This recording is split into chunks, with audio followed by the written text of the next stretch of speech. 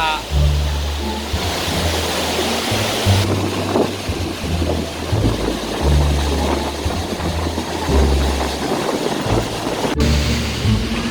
ในเขามีนายแบบคนนี้นายแบบคนนี้4 คน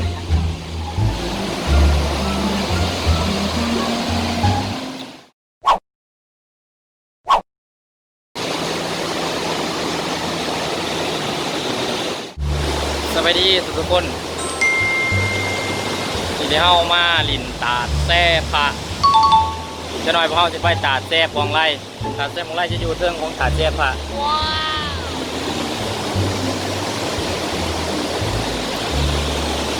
ทีมงานกำลังพากันถ่ายผมปัง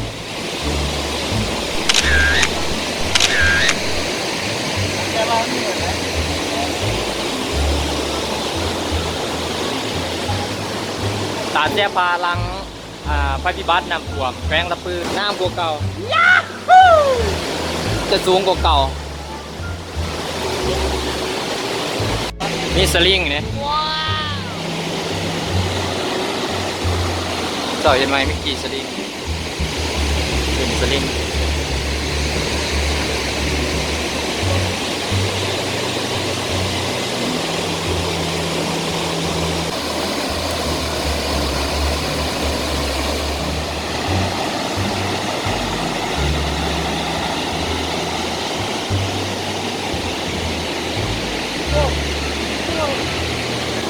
เดี๋ยวสิพา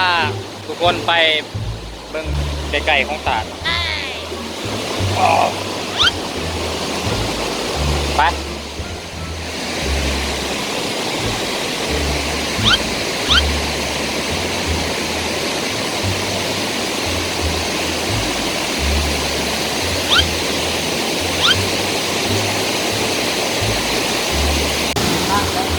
ฮะแล้วจะลง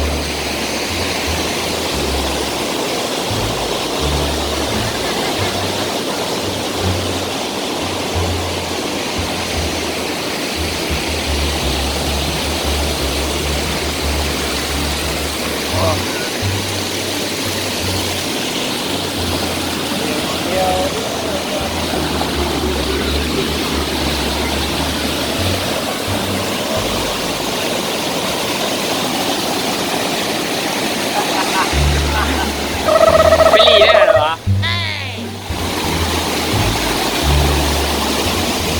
ไปยางไปบอลไก่เดี๋ยวสิพายางไปบอลไก่ว่าน้ำตกตาดเนาะ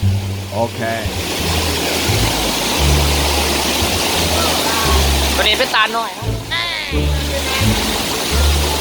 เอาขามไปสร้างก่อนนะจะหน่อยเอาขามไปสร้างก่อน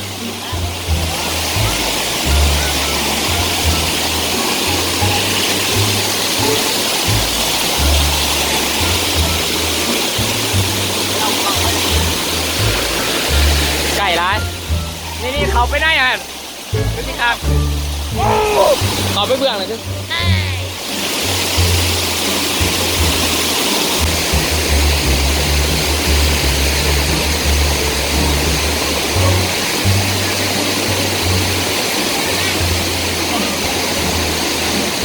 เขาไปทางนั้นแล้วเขาเบื้องนั่น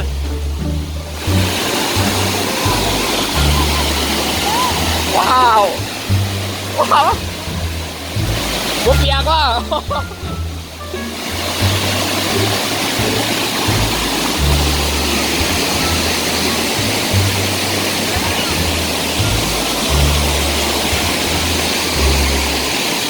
เอาแก้เครื่องกลับไป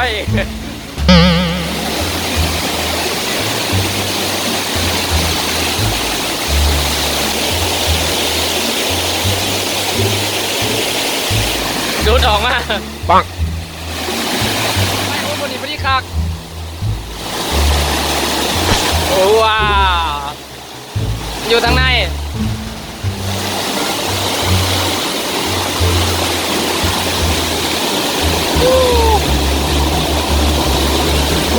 ยามก็ขนาดเลย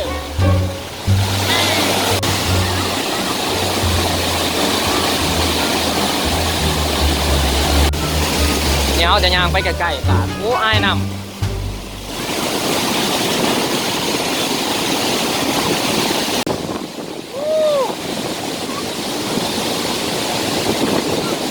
ายน้ำเดือดก้อน